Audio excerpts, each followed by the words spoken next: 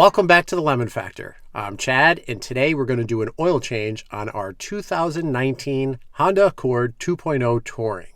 I'm at the 1 year mark.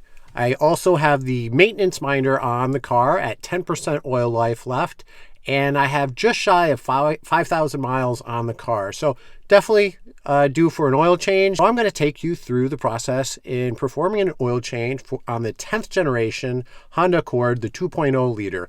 Probably be very similar for the 1.5 liter, but I just want to call that out. In addition, I'll show you some of the tools that I use. Savings perspective, you're probably not going to save a lot of money in doing it yourself. I'll go through the list of how much it cost me for the parts, the oil filter, the crush washer, etc. And I think it's probably about $30. So you're probably not going to save that much, especially given the time it'll take you to do it yourself.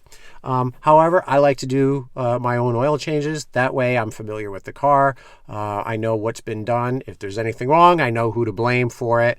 However, other vehicles, like in the past owning a BMW, a Porsche, oil changes are really expensive if you're looking at doing them at the dealership, and you can save a lot of money in doing them at home. So this is totally up to you, but if you are considering doing it yourself, at least you'll know how to.